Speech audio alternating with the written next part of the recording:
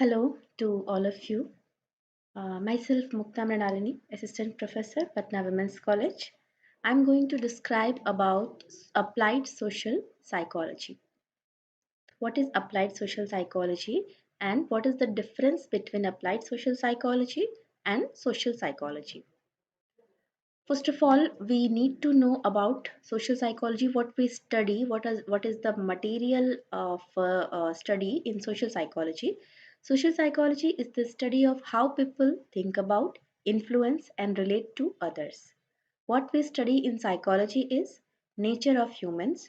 What we study in sociology is nature of society.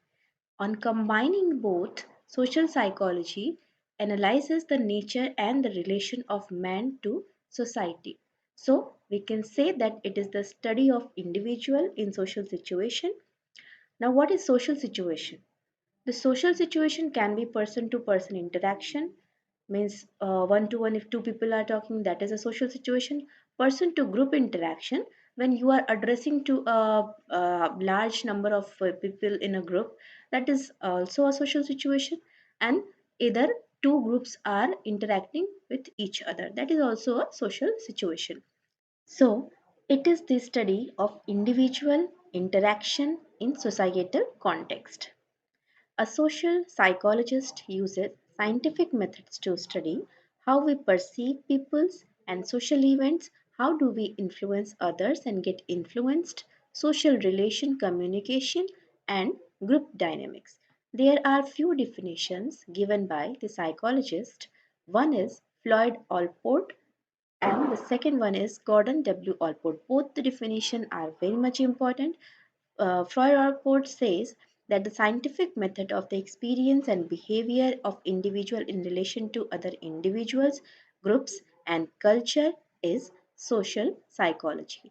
Where, whereas Gordon W. Allport states that social psychology is a discipline that attempts to understand and explain how the thought, feeling, and behavior of an individual are influenced by the actual imagined or implied presence of other.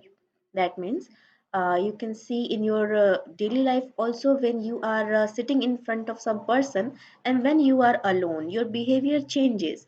This effect we study in social psychology.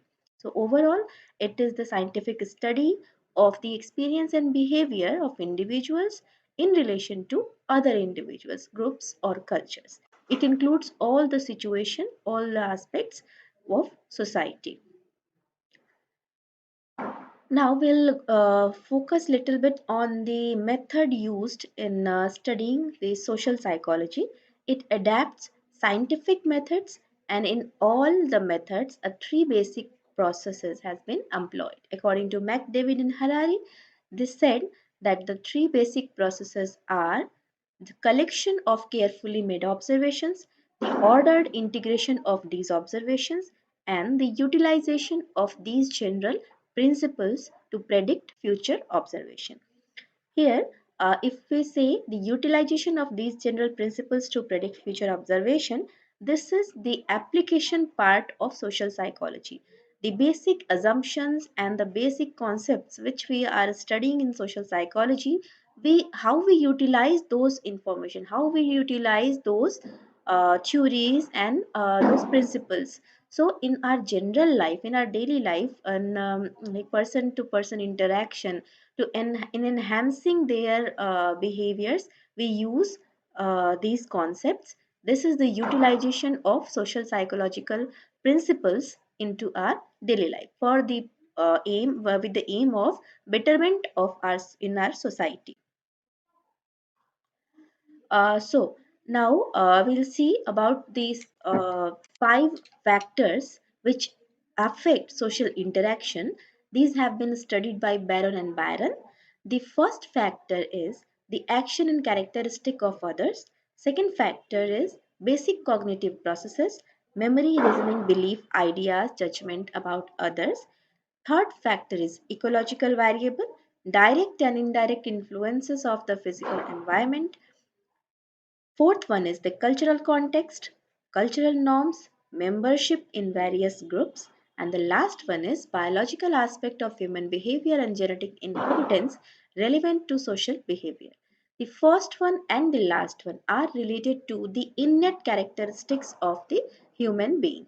The second factor, which is basic cognitive processes, that is related to psychological aspect or psychological factor of a human being. The third and fourth, both the factors are included in sociological factors, that is ecological variables and the cultural context. So we can correlate these five factors into biopsychosocial model of behavior. How? Biological factor is the action and characteristic of others, biological aspect of human behavior, and psychological factor is basic cognitive processes, and sociological factor is ecological variables and the cultural context. So what biopsychosocial theory model says that each and every behavior of an individual is based upon the biological, psychological and sociological factors. These three are important.